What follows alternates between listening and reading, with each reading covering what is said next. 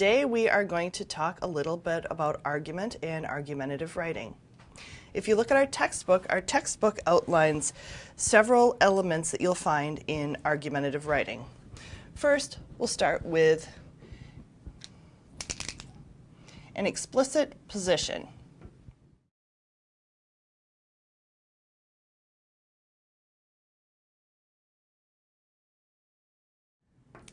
An explicit position just means that you have a very concise opinion or perspective on the issue, and you can define that position.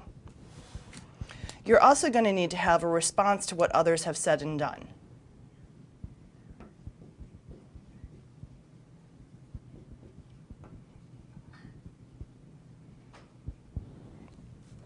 And this is just acknowledging that there are other perspectives out there and others have handled this similarly or differently in the past.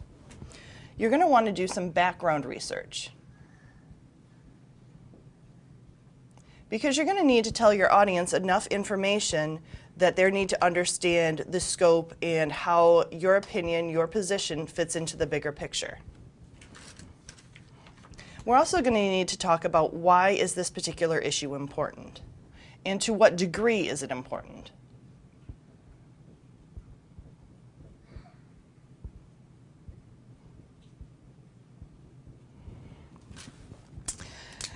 Next, we're going to have to get into the area that we talk about evidence. What is your research telling you? What is your background information? How is this all coming together to support your specific position? And in presenting your evidence, you're going to want to make sure that it is logical, that it makes sense, that it is sound, researched information. You can't just make things up to support your position.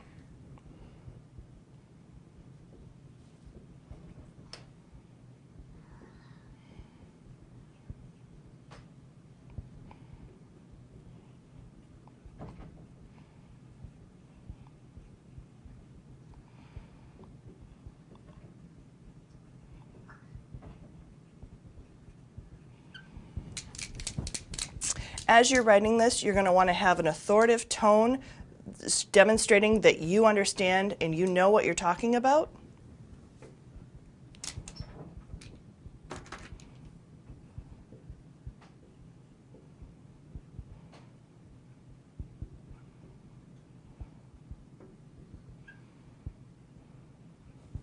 And lastly, you're going to want to appeal to your readers' values.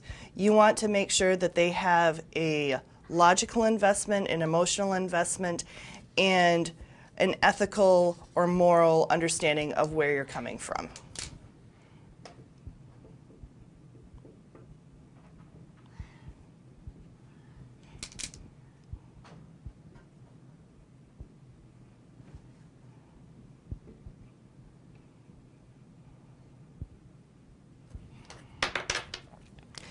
Now, when these elements all come into play, these are not just something you'd look at and have as a heading. These are elements that all come together in different places in your essays. So as you're writing, if you think about your general structure, you're going to start with an introduction.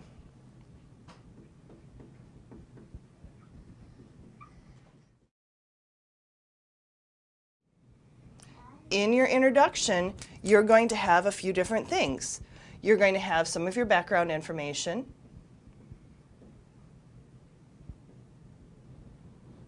so that you can give your readers an idea of where the subject and your position fit in.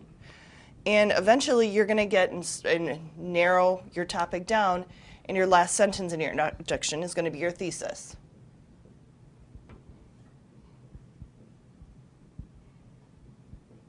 This is the relevant information that narrows everything down into your thesis. The next thing you're going to want to do is present your research. So these are what others have done. This is the history of the topic. This is all the information that you need to know. So in a large document, you would call this your research review or your literature review. We could also call it background, as you've seen over here. We can also call it relevant information. But this is the stuff we can find out based in research and present to our readers.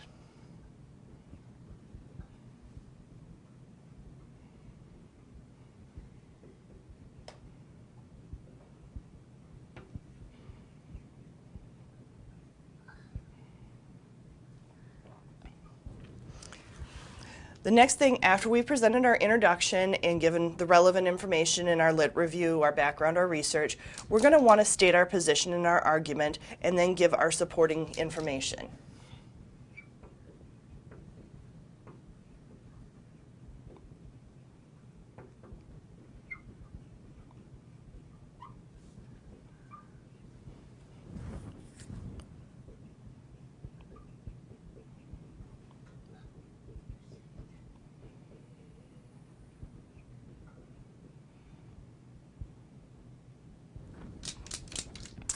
And in doing this, we're going to want to give the multiple elements that are involved in our position. Are there different details, different supporting elements that we're going to want to talk about?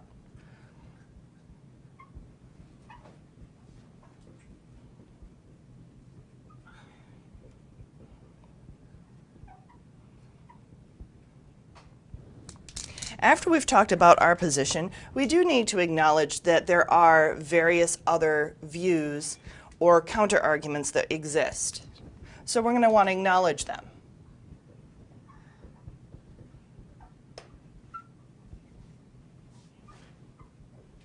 And as we acknowledge them, we need to demonstrate why our position or our idea is better than what they have previously presented. So in essence, we want to nullify those arguments.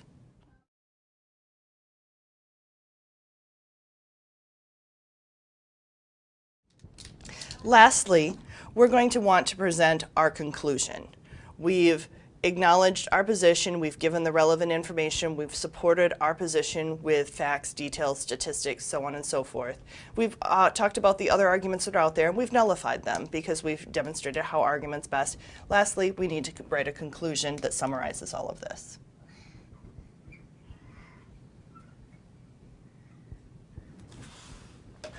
Now, when we look at all of these different elements, we need to acknowledge that as we move into other classes, this information is going to come up, and often you're going to find that different subject areas or other advanced classes will use different terms. And so in order to prepare you for future classes that talk about presenting arguments, persuasive writing, position papers, we need to acknowledge how some things get jumbled up, but in essence, it all means the same thing. So if you hear somebody say, I need a position paper, or I need you to write persuasively, this is the same thing. If they talk specifically about your position, we're talking about an explicit position here. Over here, we're talking about our thesis and our introduction. That's where our position comes into play. You also hear make your claim. Your claim is your explicit position.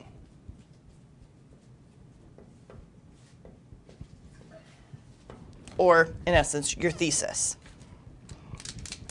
You're going to hear people ask to say, well, what are your qualifications on this?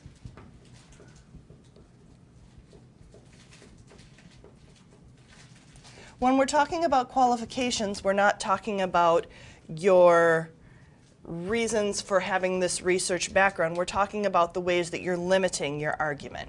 So how, in essence, are you hedging your bet? How are you qualifying this argument to narrow down to your specific topic area, your specific narrowed subject place?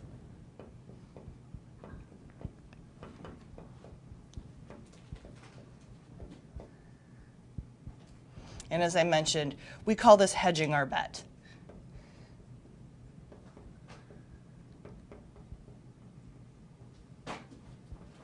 This is the situation where we use different terms like many, most, some, often.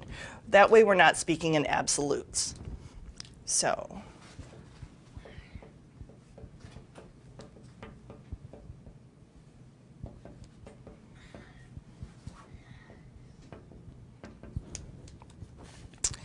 we also need to talk what we see in other subject areas of what we call supporting elements.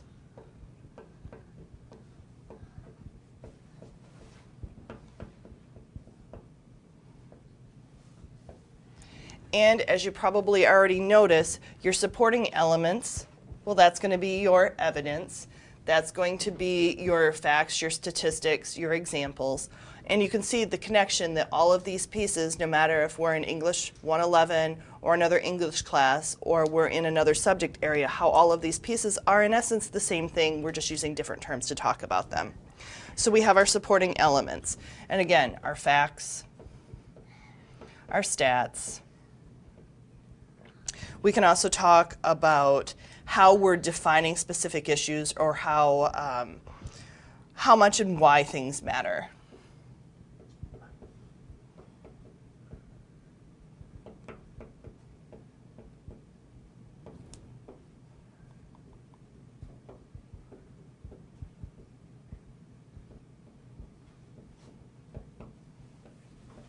And we can even talk about to the degree to which it matters.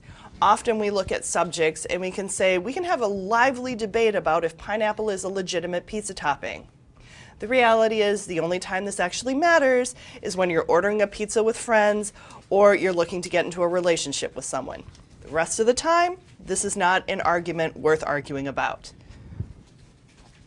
Lastly, when we're talking about position and persuasion papers, we need to talk about what action should be taken. And in English 111, we have a whole different section talking about making proposals. But when you're in a position or persuasion paper, you often have to give your outcome, your desired position of what do you think should happen in this case.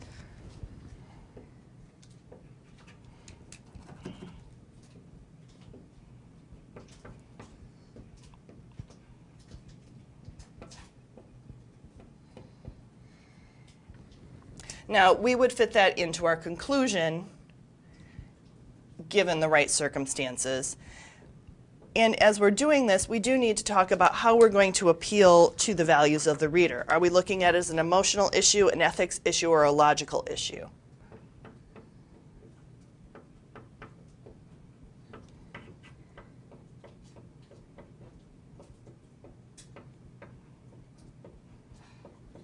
And chances are, as we're presenting arguments, we're using a combination of all of these different elements to present our argument. As you find in some business classes, you may be talking about negotiation, finding common ground, or creating win-win situations. That is what we think should happen, and how we are taking all of these elements, whether we're talking about in English, as an argument, as we described in our textbook, or position or persuasion, and bringing it across to other academic areas. So as I mentioned, in business, you're going to hear about negotiations, creating win-wins, persuading people to your side, your position, and negotiating to a reasonable end.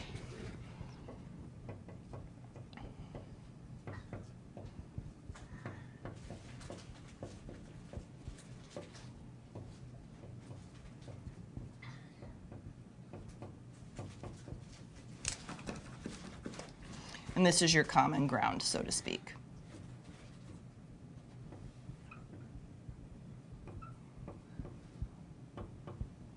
I'm going to step aside just for a minute so you can see the full picture here. But as we talk about argument, we've talked about our elements of how we would set it up as we write, and we've talked about how it shows up in other academic areas.